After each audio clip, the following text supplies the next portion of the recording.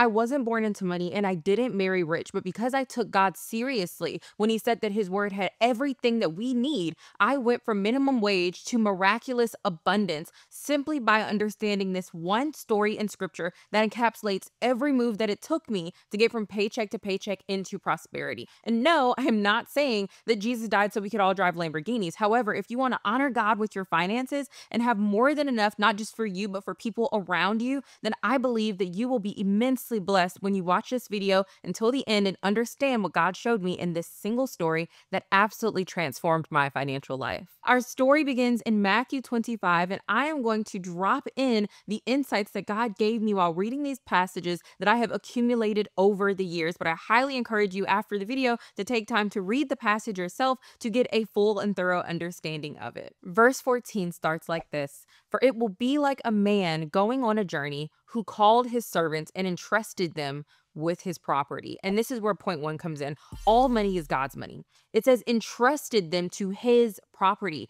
I don't own anything. I am just a steward. And understanding that one principle will change the way that you use money. Because would you be spending it as freely and as liberally and going into debt and doing all of these things if you truly understood that it was not your money to begin with, but money that you were given to steward for a purpose? People often look around and realize, oh, I don't have any fruit, but it's not because you never got a seed. It's because you ate your seed instead of actually allowing it to grow and flourish. And one of the biggest ways and shifts where we can start really tapping into what we have is to understand that what we have is given to us by God and is not our money to waste. It is our money to steward because we have been entrusted with it by God. Now in verse 15, it continues and says, "To one he gave 5 talents, to another 2, and to another 1." Now this is big because what does this show us? Not everyone starts with the same resources, and that is by design. So many people in our world try to fix inequality or inequity or whatever you would like to call it. But God said that in this case, it is by design. It's a feature, not a bug.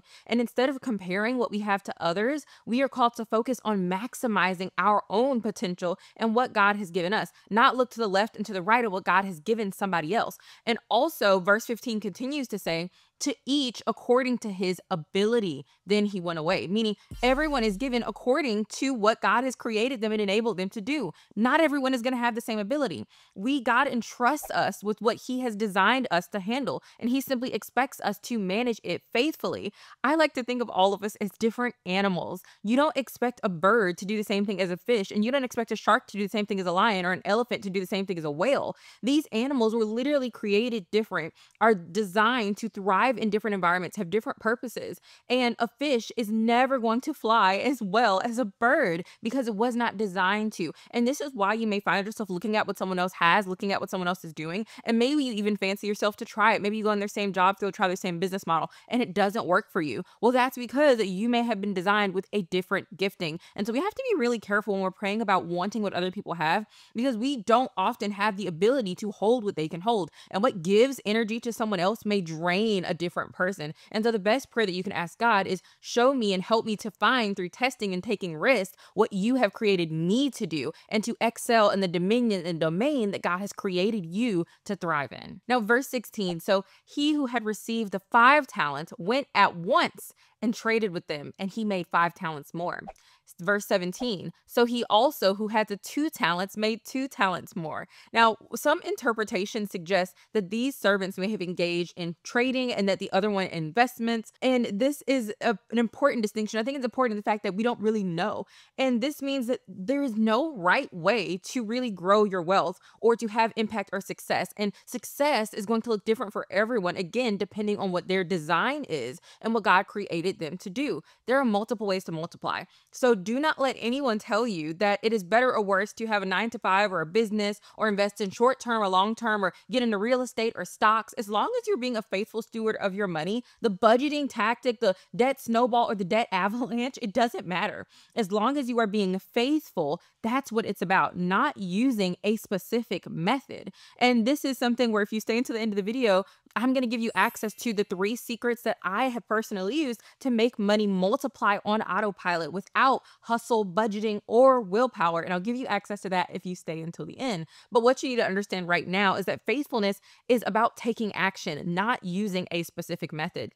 The other thing that we see here that I really like is it says that the one who made five, it says he went away at once. Is that he took action. And that's what success in creating income and wealth requires. And it requires taking risk. And so the first two servants, they took risk and they put their talent to work. And in business and investing and growth and whatever path you take, it is going to require some sort of risk and some sort of sacrifice, because that is a package that God puts your next level in. And if you try to play it safe, it will often, if not always, lead to stagnation. Now in verse 18, it says, "But he who had received the one talent went and dug in the ground and hid his master's money."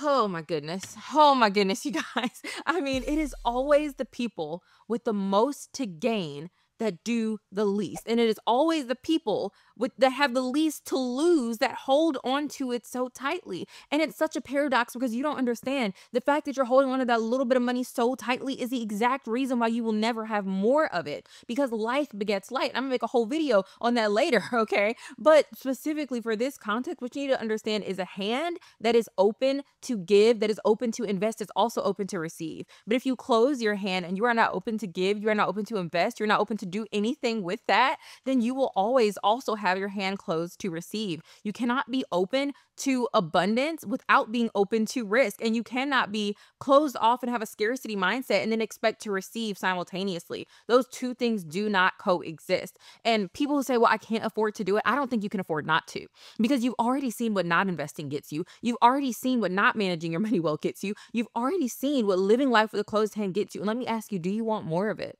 Is this what you want for the next 20 years, next 30 years, next 40 years, however long the Lord may have for you to live on this earth? And so if you think that you can't afford to do something, you're probably the prime person who needs to do it more than anyone else, right? And verse 19 says, "Now after a long time, the master of those servants came and settled accounts with them." Now, this is big because I don't think a lot of people see this here, but I saw it immediately by the illumination of the Holy Spirit. Consequences don't always happen immediately. It says, after a long time, the master of the servants came and settled accounts with them. The master didn't come for a long time. You see, you might eat a donut one day and you're fine. But 10 years from now, they'll catch up to you. Every little donut will catch up just one day at a time, just a little half a pound, a little 0.2 of a pound, and it'll all add up. And you may choose to be an unwise steward now, and you may miss out on a vacation. You might not drive as nice of a car. But what about 20 years from now, when your friends are retiring comfortably and you have to work that extra couple of years just to survive? If you're renting while others around you are owning multiple properties and being able to pass wealth to their children, if you lack discipline and the lack of discipline that you left has left you in debt and you don't have anything to leave behind for your children, or they're struggling because you never built a financial foundation and you shook your fist at your parents for not leaving you in a better position, now you're doing the same thing to your children, not breaking that generational cycle. And if your spouse resents you because financial stress has defined your marriage, because everything goes back to having to choose what you can spend money on. And worst of all, you stand before God and you have to be accountable. And although we will not be condemned, we will be judged. And God will come before us and we'll come before God. And he will ask you, what have you done with what I entrusted you with? Instead of multiplying it for his kingdom, will you be the servant who buried it? And if you want more on that, you can watch my other video I did, which is Child of God, Stop Wasting Your Life, where I go deeply into that. And if you need that wake-up call, that video is there for you as well. Now, verse 20, "And he who had received the 5 talents came forward, bringing 5 talents more, saying, Master, you delivered to me 5 talents. Here I have made 5 talents more. His master said to him, Well done, good and faithful servant. You have been faithful over a little. I will set you over much. Enter into the joy of your master." This is so good, you guys, because for those of you who are going to take this and move forward in abundance and really start to expand and multiply what God has given you, growth expands capacity.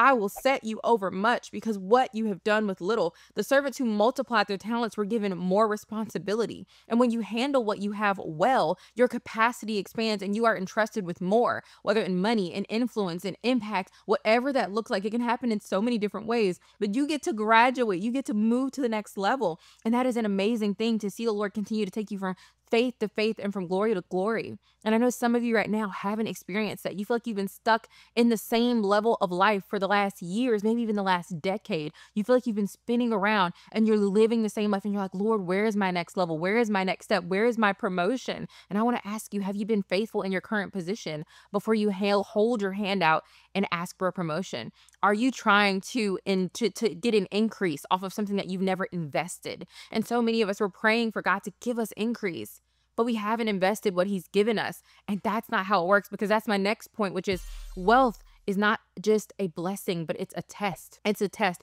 And you may say, well, I'm not wealthy yet. I want you to know if you're making over $30,000, no comment, I think something around that, around $30,000 a year, that you are in the 1% of the most wealthy people in the entire world. And so when people say, I think it's so funny when people comment things, go, oh, were you a rich person, blah, blah, blah.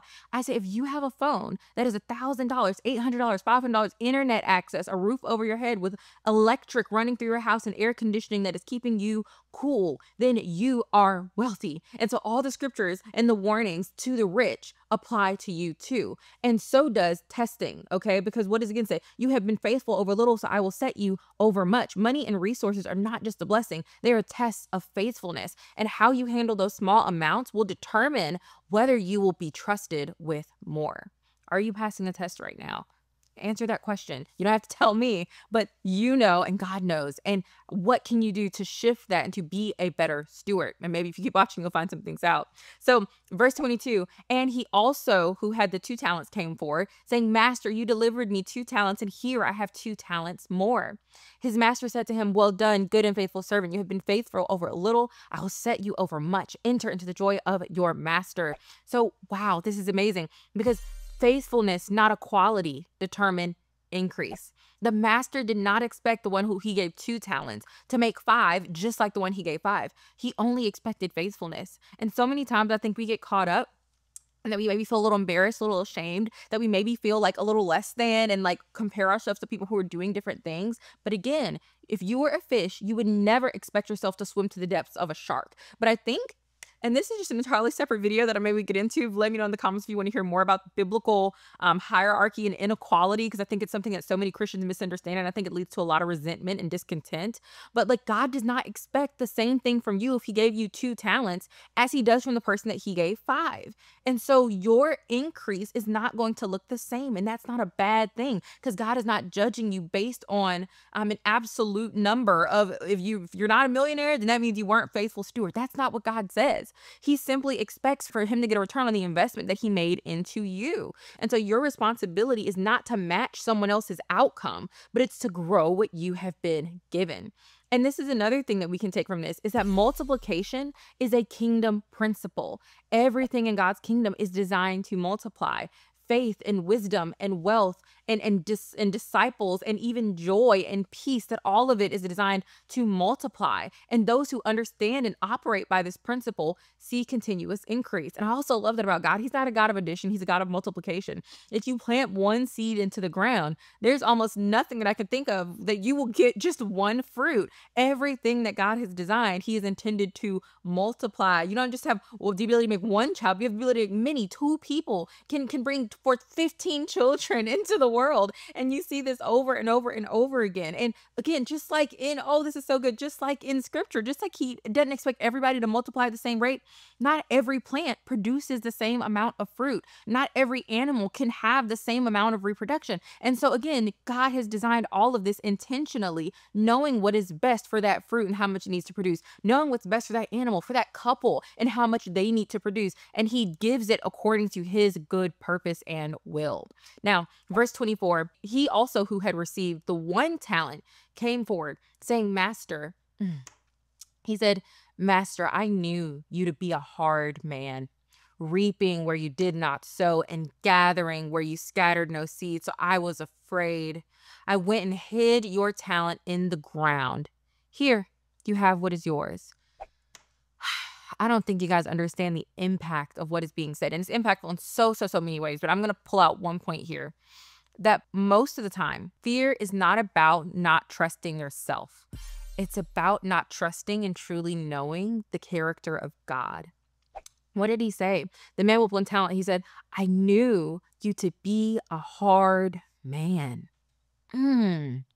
What did he believe about the character of God that led him to have this fear, that led him to think that putting it in the ground and making sure nothing happened to it was better than trying to do something and risking failure? And how many of you are scared? And maybe you haven't ever thought about this. I don't want you to rush to answer, but I want you to think, I want you to pray. If you have through life, through the glitz and glam, through the expectations, through the comments of men, misunderstood what God is asking you to do. God is not asking you for perfection. God is not asking you to get it right or to know the beginning from the end. You see, all of those things are his job, right? And maybe you don't think necessarily that God is a hard man, but maybe you are scared of what failure may cost you. Maybe you're scared of where it may take you if you actually take that next step, or what he may call you to, or what he may call you from or out of, and you don't want to let it go. You don't want to give it up. And there's so many nuances here. And so we can be so scared of getting it the way that we want, that we tell God based on our actions, I would rather it come out the way that I want to or not do it at all. Because maybe the thing with you starting the business is not you gonna go be a multi-billionaire and be the next Jeff Bezos or Elon or whoever else. Maybe you're gonna learn something that's gonna help you to be a better mother. Maybe it's going to take you somewhere where you're able to impact someone else's life and preach the gospel to them, but it doesn't turn out to be what you want it to be. Or maybe you do go, but then you have to leave some people behind. You have to leave some comfort behind. You have to leave some things behind that you don't really want to give up right now. And so I want to ask you, are you viewing God's character in a way that you don't think he loves you enough that where you end up will be the best place for you to be? Because I've been there, and I want to encourage you to walk in faith, to walk by faith. And that leads me to the next point, which is fear leads to stagnation and loss. You have to understand that you bearing your talent will cost you. The servant let fear paralyze him, and as a result, he lost everything, which you'll see in the next verse. And fear of failure, fear of loss, fear of criticism leads to inaction, which is the real danger, not trying and failing. And in verse 26, we continue. His master answered to him, "You wicked and slothful servant. You knew that I reap where I have not sown, and I gather where I scattered no seed. Then you ought to have invested my money with the bankers, and at my coming, I should have received what is my own with interest." And so what is the master saying here? Inaction is worse than failure. You wicked and slothful, you lazy servant. The master was not mad that the third servant lost his money. He was mad that he didn't do anything. He said, you could have done the bare minimum of putting my money in a high yield savings account, okay? And letting it get some interest, but you did nothing. And again, trying and failing is better than doing nothing at all. I just think we have this expectation. Again, we misunderstand God's character if we think what he expects from us is perfection. He doesn't. He doesn't. What he expects is for us to trust him and take the next step despite not seeing the entire staircase.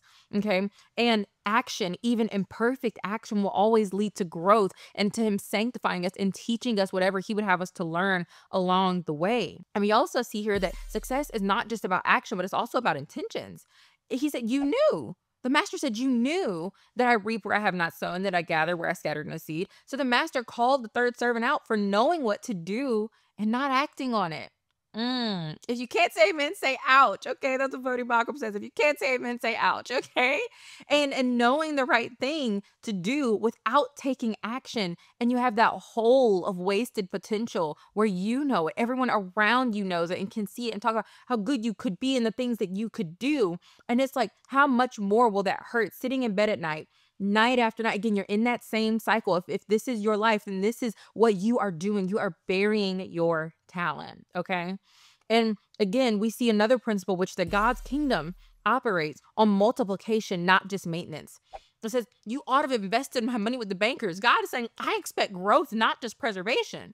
And if you are in a season where you haven't been growing, I hate to tell you this, but you have been dying in every area of life, finances, relationships, skills, influence, whatever it is.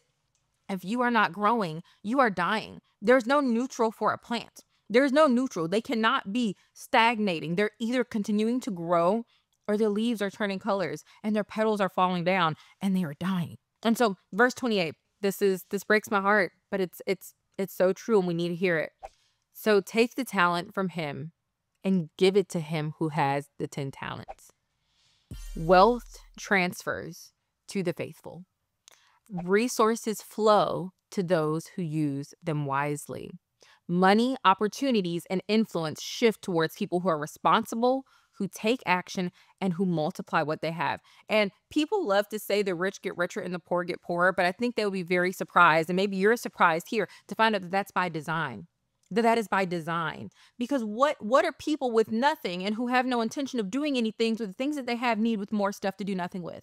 Explain that to me, because people may say, "Oh, that's not fair," or maybe, but it's like no. And it said he gave him a long time. How long has the Lord been patient with us? How long has the Lord been gracious and kind and merciful to us, and held our hands and reassured us and showed us the path until He says, "I'm going to take this from you and give it to someone else who's going to use it." You know. And that's why we have to be so careful and so intentional, because again, even if we fail, that's not the problem. The problem is if we are not actually trying. Okay.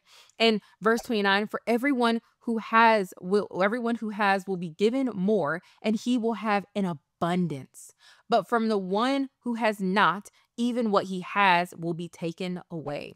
Abundance mindsets create more, and scarcity mindsets shrink. Those who act in faith and abundance thinking will receive more opportunities, while those who operate in scarcity and fear lose whatever they have. And this is intentionally happening based on God's design, but this is also just a natural consequence in action. That if you have faith and abundance and you're viewing the perspective through the lens of expecting good to happen to you, expecting for doors to open, expecting for opportunities to come to you, and then you're willing to take those opportunities, you're naturally going to grow. And the person who is in scarcity, who's holding on tightly to what they have, will never invest, will never give, always burying it in the ground, and is so scared to do anything, they are naturally going to lose what they have. Because even if you just sit it in the bank at this rate, with the way the inflation is going, you will lose your money. And if you put $10,000 in the bank back in, 1980, 1970, what that could have bought you, you will be able to do practically nothing with it now that you could have done with it then.